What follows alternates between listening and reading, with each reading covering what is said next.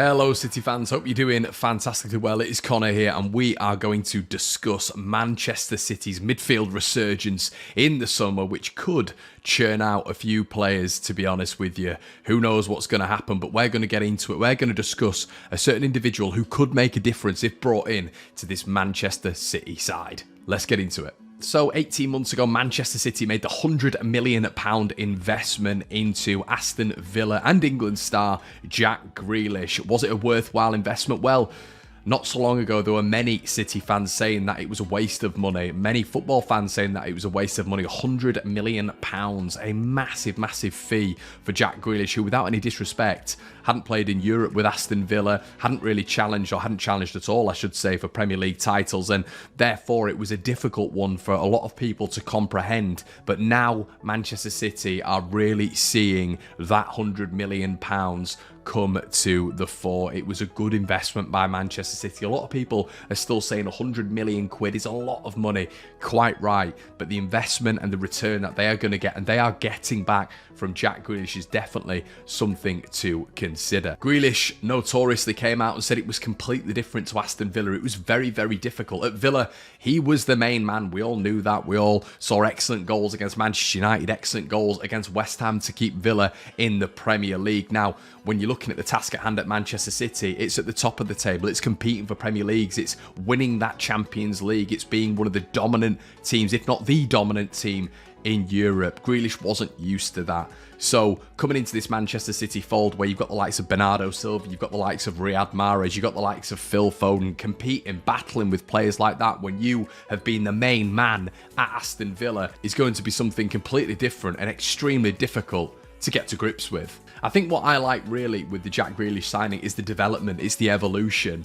I think with Erling Haaland coming in as a comparative, and even Julian Alvarez, who's got 13 Premier League goals to his name and will still evolve. But when we're just focusing a little bit on Erling Haaland, I think it's just the demolition job that he's done on the Premier League, which a lot of us would have predicted, but a lot wouldn't have predicted how well he's taken to the Premier League. Grealish came over and has essentially said, when he's come to Manchester, that he found it extremely difficult, as we've mentioned previously. And it's taken him a while and he couldn't believe the standard. I remember a year ago, he actually referenced João Cancelo. He couldn't believe how good he was when seeing him in training. And that is just the tip of the iceberg when it comes to the technical players that City have at their disposal, or had at their disposal at that moment in time. So I think the evolution of Jack Grealish is something that is definitely something that players from afar can look at when they're coming to Manchester City, and they might not have played at that level. They might not have been at the level that Manchester City are at right now. The likelihood is they haven't. Even when you're looking at Erling Haaland, he wasn't at Dortmund. Maybe if City bring in Jude Bellingham, he will never have been at the level that Manchester City perform at. But there is a blueprint there when you look at Rodri. There is a blueprint there when you look at even the likes of João Cancelo when he first started at City. And now you can look at someone like Jack Grealish. For the fee that Villa demanded for him, the pressure was on, but now he's completely delivering week in, week out. Grealish said about City that when I came here, I'll be honest with you, it was so much more difficult than I thought.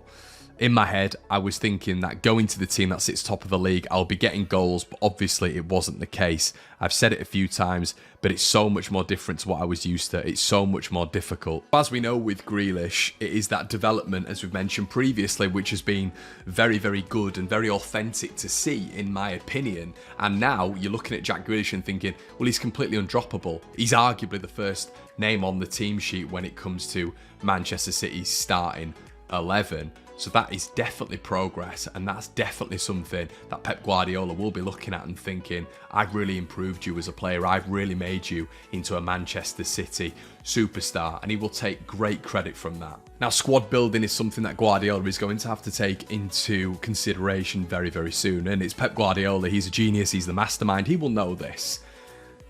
What needs to be taken into consideration is the future of Ilkay Gundogan, the future of Bernardo Silva, in maybe 2 or 3 years' time, the future of Kevin De Bruyne. And this is all worth considering because it is going to be a complete regeneration, rejuvenation, renovation of this Manchester City midfield. There's been a lot of talk of Jude Bellingham.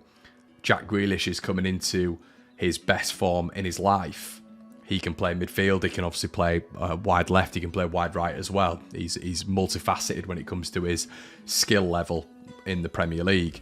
But I think when you look at players that are available in the Premier League, players who will be available for a cut price, there maybe is one that stands out. Now, there's obviously going to be comparisons between Grealish and this individual because of their carefree style, because of how glossy they are on the ball, how many players that they attract to them as well. But it's almost an advantage as well because they will interchange very, very nicely when they're on the pitch together because they play very, very similarly. That is going to be James Madison. Madison's nowhere near going to demand the same fee, let's say if Leicester do get relegated, but even if they don't get relegated, as a Jack Grealish. But I think James Madison would seamlessly fit into this Manchester City side. And if there is going to be a churn in that midfield, if a Bellingham is going to come in, then wouldn't that be absolutely fantastic? As I've mentioned before, I know Grealish can play left and right, but also he could play in a midfield if Pep Guardiola was to be a little bit pragmatic with that midfield. But bringing in a James Madison and a Jude Bellingham, maybe over consecutive windows like we've seen with Jack Grealish and then Erling Haaland, could be the way forward. And there would be a similar development for me when it comes to James Madison in terms of him having to get used to a Manchester City way of playing, him having to get used to the Pep Guardiola way of playing, but then you seeing the real fruits of your labour maybe 6 months to a year down the line. I think James Madison deserves that step up when it comes to the next move in his career. And I think, personally, with maybe a Jude Bellingham addition, I think James Madison would be a top addition for Manchester City with the evident change which is going to happen in their midfield. So let me know what you guys think, everybody, in the comment section below. Do you agree? Do you disagree? Listen, James Madison, it might be a bit of a controversial one. Do you think he's good enough for Man City? Are there better out there? Or do you think he could follow the same trajectory, the same progression path as maybe a Jack Grealish? Let us know in the comment section below. Guys, we've done a Talking City podcast, which is available on all of your favourite audio platforms as well. Go check that out, and we will see you in the next video. Cheers.